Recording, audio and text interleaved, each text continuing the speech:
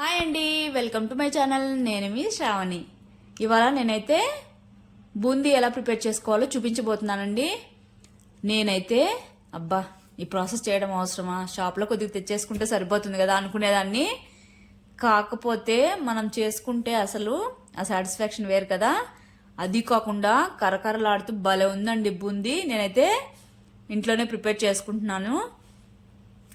Late చేయకుండా process లెక్కైతే వెళ్ళిపోదాం. ముందుగా 2 కప్స్ శనగపిండి, అలానే కొద్దిగా సాల్ట్, సోడా వేసుకొని మంచిగా ఉండలు లేకుండా మిక్స్ చేసుకోవాలి. ఆల్రెడీ ఇది జల్లించిన పిండి అండి. తర్వాత మిక్స్ చేసుకున్న తర్వాత కొద్దిగా వాటర్ యాడ్ చేసుకుంటూ మిక్స్ చేసుకోవాలి. ఒకేసారి వాటర్ వేయడం వల్ల కూడా బాగా మిక్స్ అవ్వదు. ఇలాగా కొద్దిగా వాటర్ యాడ్ చేసుకుంటూ విస్కర్తో కానీ లేదా చేత్తో అయినా కలుపుకోవచ్చు. మరి ఎక్కువ జారుడుగా కాకుండా కన్సిస్టెన్సీ జస్ట్ అలా వేయంగానే అంటే హోల్స్లో పడేటట్లు ఉంటే సరిపోతుందండి. నేను చూపిస్తున్నాను కదా కన్సిస్టెన్సీ ఇక్కడ చూడండి, ఎలా ఉంటే సరిపోతుంది. తర్వాత అయితే ఆయిల్ ఆల్రెడీ హీట్ ఎక్కింది. ఇలాగా హోల్స్ ఉన్న గరిటె తీసుకొని పైన ఇలాగా పిండిని పోసిన తర్వాత ఆల్రెడీ పోసేటప్పుడే ఇలాగా బూందీ అనేది కిందకు వస్తుంది.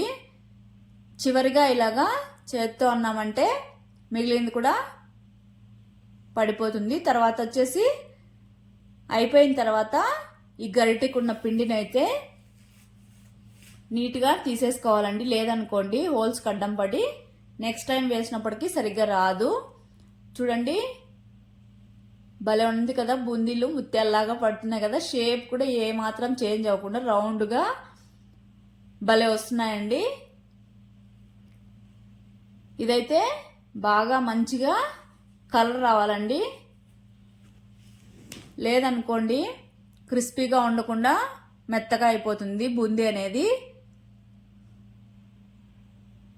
చూడండి ఇలాగా మంచిగా ఫ్రై అయిపోవాలి. తీసి ప్లేట్లో పక్కన పెట్టేసుకోవాలి. తర్వాత అలానే మిగిలిన పిండినంతా ఇలా వేసేసుకుంటే సరిపోతుంది. నాకైతే 2 కప్స్కే ఒక 1/2 kg అలాగ వచ్చిందండి బూందీ. అయితే ఇంట్లో చేసుకున్నాం అనుకోండి చాలా రోజులు ఉంటుంది, అలానే బాగుంటుంది కూడా. టేస్ట్ అచ్చం షాప్లో చేసిన లాగానే ఉంటుందండి. తప్పకుండా ఒకసారి అయితే ట్రై చేయండి.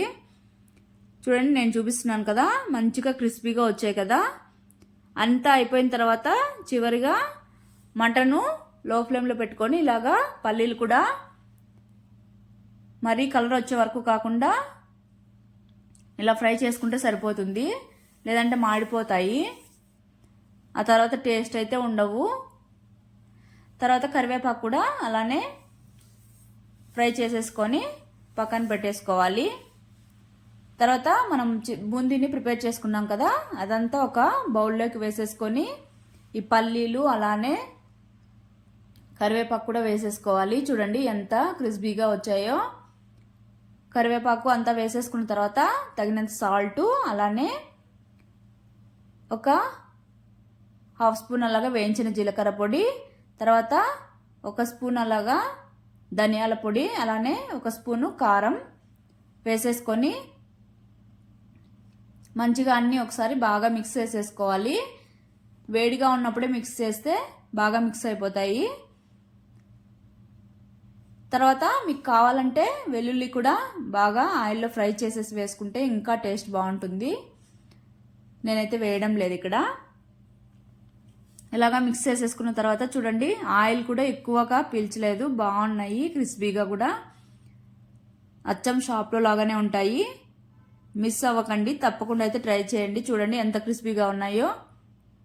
చూడండి టేస్ట్ కూడా అలానే ఉంటాయి. ఎయిర్ టైట్ కంటైనర్లో పెట్టుకున్నారంటే ఈజీగా మెత్తగా కాకుండా ఒక 3 to 4 వీక్స్ ఉంటాయి. పిల్లలకు స్నాక్స్గా కూడా చాలా యూజ్ అవుతుంది. తప్పకుండా ట్రై చేసి మీకు ఎలా వచ్చిందో కామెంట్ చేయండి. కామెంట్ చేయడం మాత్రం మర్చిపోకండి. Okay bye, thank you for watching.